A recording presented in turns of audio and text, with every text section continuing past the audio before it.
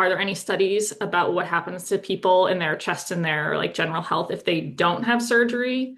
Like, does the chest continue to sink? Do symptoms get worse? Well, first of all, there is no registry where patients that have Pectus register or their physicians register them so they're followed through their lifetime. And, a lot of patients, their physicians either don't even notice their Pectus or tell them it's, nothing to worry about. So when we talk about information, it's very selection biased information. In the group of patients that see me, half of them did not have symptoms until they were over 18 or had progression of their symptoms after the age of 18. And so in my patient group, which again is the patients seeking, information, they're not the world. They definitely, a lot of them had progression. A lot of them got worse as they got older. Some of those patients, especially women after having babies, felt like their chest got worse. Well, is that because of the hormones that, relax everything and during pregnancy? Is it because they have this big belly that pushes their lower ribs out and it, pushes the upper chest in more? It's hard to say, but I also have men that say I was never this bad. The problem is we don't have a CT scan from before and now to compare and say, did they really get worse or not? So it's kind of subjective information.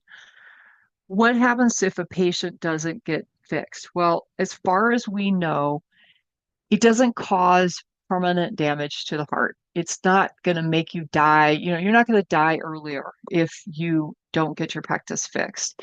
And that compression on the heart, it limits your heart's ability to respond and to increase volume when you're exercising. But it just means that the heart has to work harder, not that it's hurting it. The heart is a muscle. And so it's like any other muscle in your body. When it gets worked out, it gets stronger. Now, having said that, we also looked at our group of patients, 130 patients. We test them the exercise test before and we tested the exercise test after. And we said, well, are the older patients we fix getting less benefit, right? Are we not helping them as much?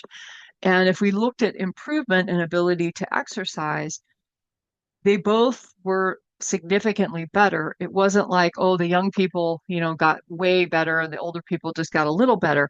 Both groups, if you look at 18 to 29 and 30 and over, they both had equal benefit. And so it argues against the fact that, oh, there's permanent damage, all this type stuff.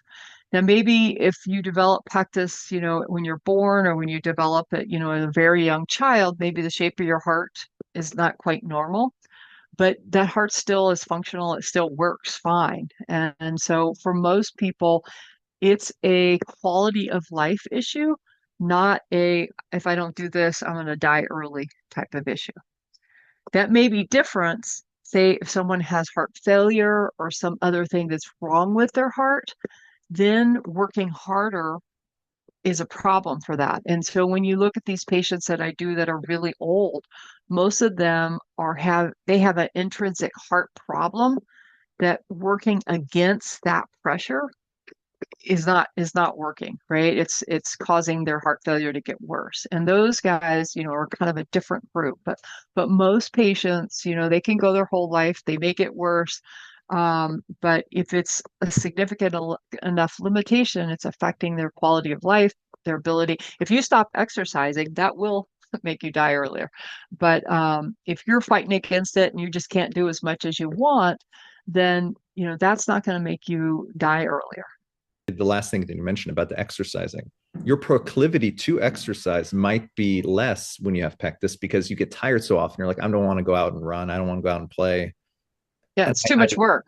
yeah, Yeah, it's too much to work. exercise. And Yeah. that's what I feel for myself, right? It's like, since even the surgery, I'm playing with my kids more. I'm like outside moving more. I don't mind running around. And before I'd be like, even if it's psychological, it could be even maybe psychological about it.